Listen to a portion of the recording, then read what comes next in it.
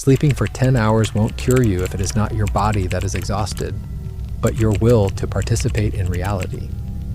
Why do you rest for 10 hours, yet wake up more exhausted than when you closed your eyes? You wait all week for the weekend, promising yourself recovery. But when Saturday arrives, you enter a state of paralysis. You find yourself sinking into the mattress, scrolling through a screen until your eyes burn, feeling the weight of guilt pressing against your chest, yet you remain physically incapable of standing up to get a glass of water. This isn't laziness. This isn't a lack of discipline. And despite what the internet tells you, this isn't just procrastination. These behaviors are the symptoms of a biology that has entered a silent collapse. It is your brain screaming that the way you are living is no longer compatible with the way you are wired. Most people think they are just tired. But if you feel like your battery is permanently stuck at 10%, regardless of how much you sleep, what I'm about to tell you will dismantle the way you see your own exhaustion. 1. The cheap dopamine loop, neural fatigue. Let's look at the first symptom, the modern catatonic state. You pick up your phone to check a single notification. Suddenly, 2 hours have evaporated. You aren't laughing, you aren't learning, you aren't even entertained. You're in a state of mild nausea, consuming digital noise just to keep the silence at bay. Blaise Pascal, the French mathematician and philosopher, famously wrote in his Pensées, "All of humanity's problems stem from man's inability to sit quietly in a room alone." Pascal was writing in the 1600s. Today, that inability has been weaponized. Psychologically, this is not addiction in the traditional sense. It is dopaminergic exhaustion. Your brain's reward system is not an infinite tank. It is a delicate electrical circuit. The modern world keeps your finger on the trigger 24 hours a day. When you are rotting in bed, scrolling endlessly, you are engaging in a behavior known as numbing. You're overstimulating your visual cortex to shut down your internal monologue. You are terrified of the silence because in the silence, the anxiety of your life waits for you. So you choose the friction of the scroll. You choose to fry your dopamine receptors with short-form content, creating a paradox. Your brain is running a marathon of processing data while your body is atrophying. You are not resting, you are mentally sprinting while physically comatose. 2. Revenge, bedtime procrastination, the fight for autonomy. Then comes the night. The clock strikes 11 p.m. You are physically drained, your eyelids are heavy. Logic dictates you should sleep, but you don't. You force yourself to stay awake until 2, maybe 3 in the morning, watching series you don't care about or playing video games that frustrate you. This phenomenon has a name: revenge bedtime procrastination. Originating from the Chinese term bao fuxing aoye, this is not insomnia. This is a desperate psychological reclamation of self. Think about your day. For 10 to 12 hours, your time belonged to your boss, your commute belonged to traffic, your evening belonged to chores or family obligations. You have been a servant to external demands. The middle of the night is the only time when no one expects anything from you. The silence of 3 a.m. is the only space where you possess total autonomy. Your psyche decides that regaining a sense of freedom is more valuable than biological recovery. You are sacrificing your health to feed your need for control. You aren't staying awake because you aren't tired. You're staying awake because you don't want tomorrow to start. Sleep is just a time machine that fast forwards you to the next shift of labor. By refusing to sleep, you are, in a twisted way, trying to live. 3. The paralysis of bed rotting, functional freeze. This leads us to the core phenomenon, bed rotting.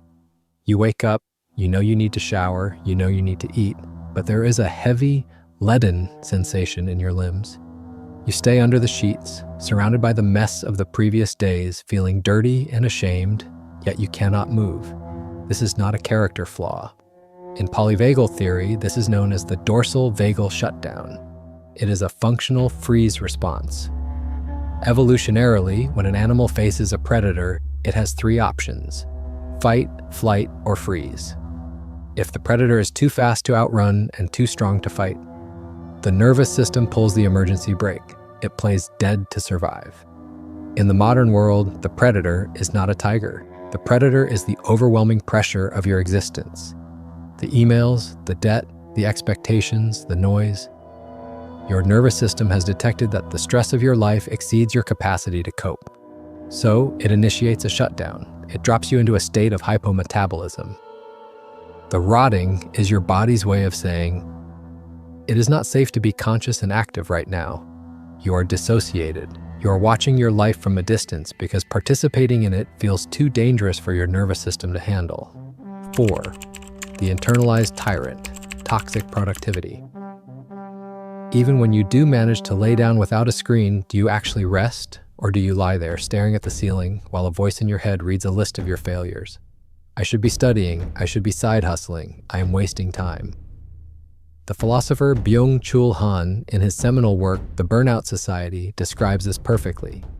We have moved from a society of discipline, where someone else forces you to work, to a society of achievement, where you force yourself to work.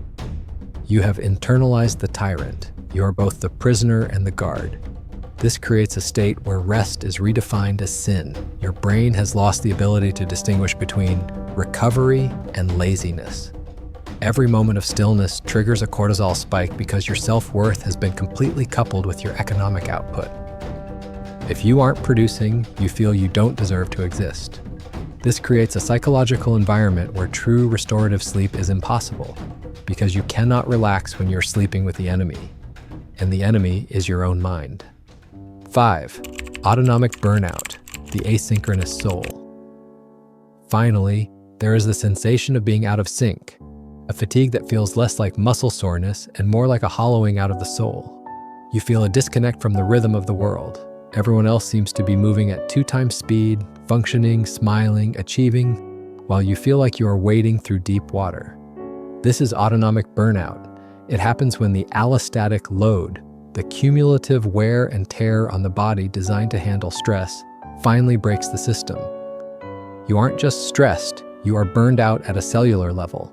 Your perception of time shifts. People with this specific sensitivity often process the world more deeply. You notice the flickering of the fluorescent lights, you feel the microaggressions in a tone of voice, you sense the despair in a room. This high-resolution processing costs energy, massive amounts of energy. But the world is designed for low-resolution processing. It rewards those who can ignore the noise and keep moving. Because you cannot ignore it, you pay a higher tax for existence. You are running a supercomputer on a battery designed for a calculator. The crash isn't a possibility, it is a mathematical certainty. If you see your own reflection in these dark waters, listen closely. There is nothing wrong with you. You are not broken. You are a biological organism trying to survive in a synthetic environment designed to extract your attention and grind your energy into profit. Your exhaustion is not a defect, it is a logical response to an illogical world. The fact that you are rotting in bed is your body's desperate attempt to force a ceasefire. It is the only way your biology knows how to say stop. So what is the path out of the paralysis?